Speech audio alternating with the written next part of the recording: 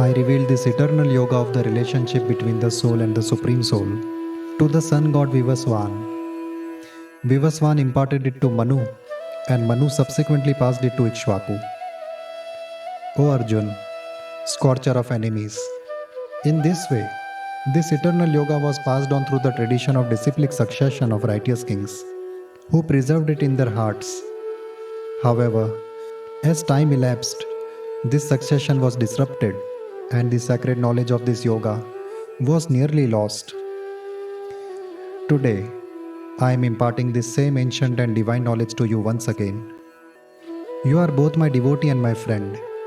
Thus, you are qualified to grasp the divinity of this yoga and comprehend its profound mysteries. The sun god Vivaswan was born long before you. How am I to understand that you taught this yoga to him in ancient times? O Arjun, both you and I have passed through numerous births. I remember all of them, but O scorcher of foes, you do not. Although I am unborn, imperishable, and the Lord of all beings, I appear in this world, driven by my divine Yog Maya, for the welfare of all living entities. O Bharat, whenever there is a decline in righteousness and an upsurge in unrighteousness, I incarnate myself. To protect the pious, to annihilate the wicked, and to re-establish the principles of religion, I myself appear in every millennium. O Arjun, those who comprehend the divine nature behind my divine incarnations and the mysteries of my actions never take birth in the material world after leaving their body.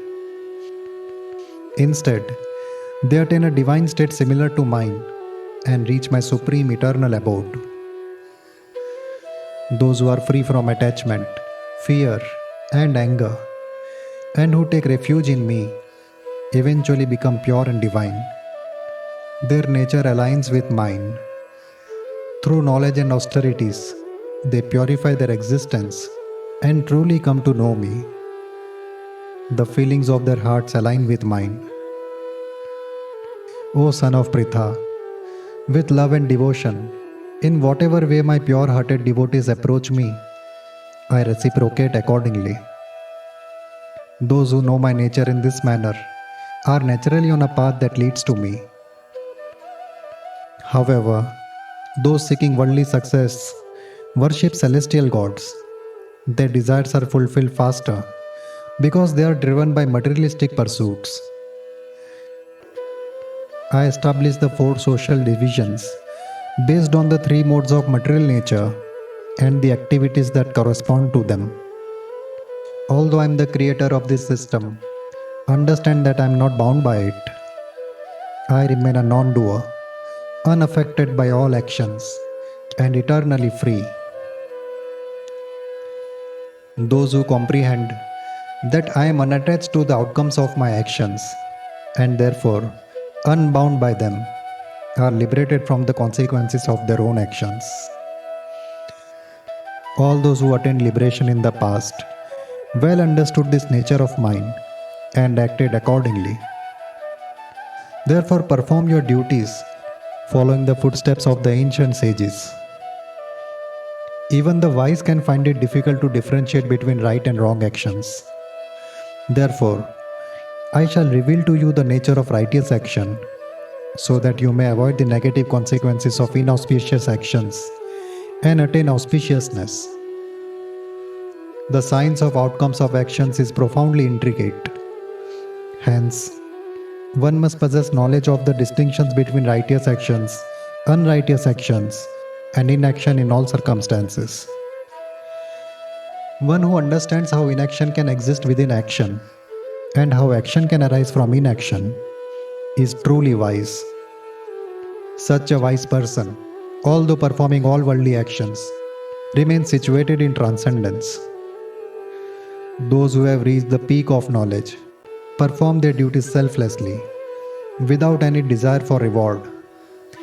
The fire of their inner wisdom burns all their karmic results to ashes. The enlightened sages recognize them as truly self realized. Despite being engaged in all sorts of activities, he who performs his duties without attachment to the results and remains fully satisfied within himself and works without motives of fruits of his actions remains ever free.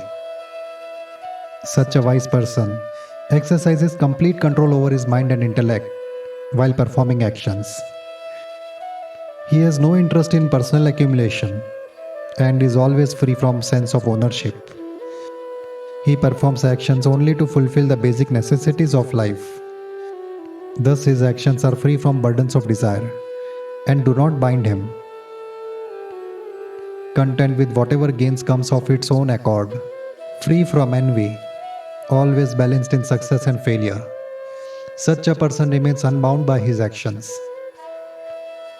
One who is free from attachment to the fruits of action, whose mind is firmly established in true knowledge, and who dedicates his action for betterment of humanity. Such a person's actions fail to leave any lingering impressions of that particular work on his character.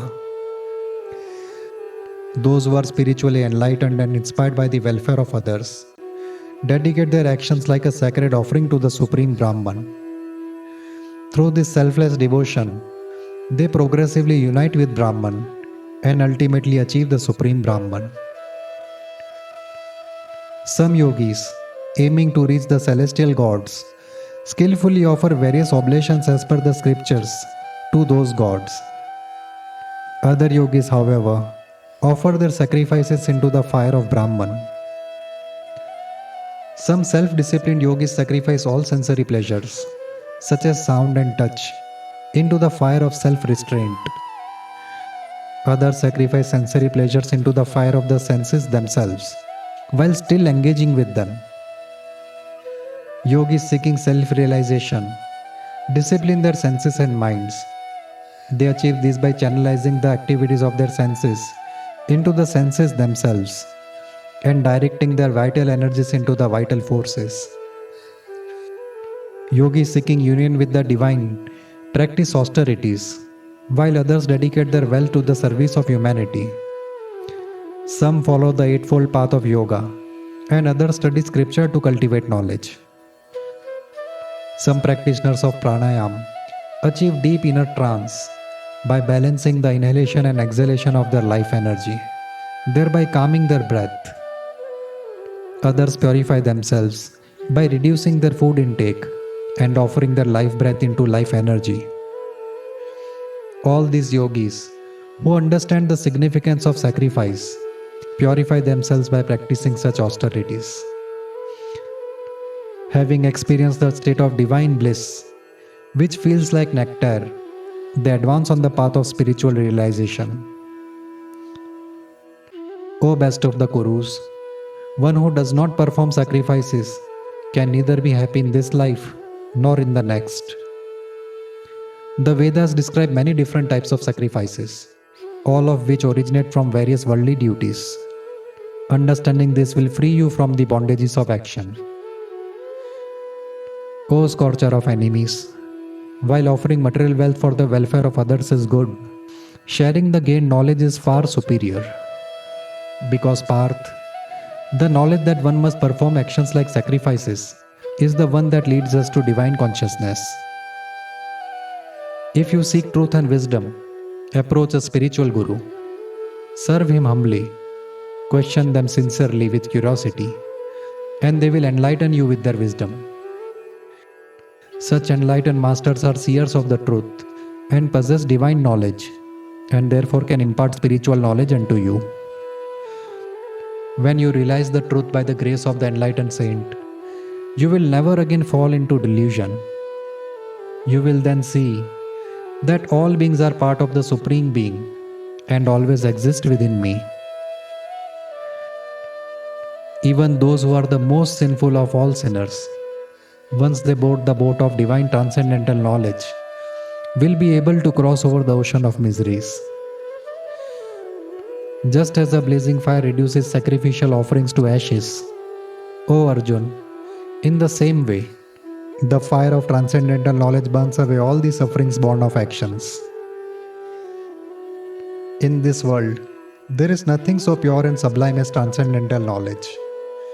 And one who remains steadfast in the path of devotion naturally enjoys this knowledge within himself in due course of time. A person brimmed with faith and dedicated in attaining transcendental knowledge, who has mastered his senses, effortlessly enjoys this divine wisdom within himself. Having attained it, he is forever immersed in supreme peace and transcendence. However, those who lack faith, who are ignorant and skeptical, bring about their own downfall. An ignorant person lacking in trust and devotion finds happiness neither in this life nor in the next.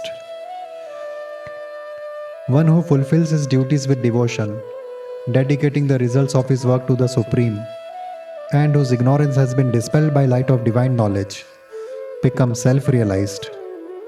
O Dhananjay, such a person is not bound by his actions. Therefore, with the sword of transcendental knowledge, sever the doubts born of ignorance that have taken root in your heart. O Bharat, take refuge in Karma Yoga, the path of selfless action. Arise and engage in this battle.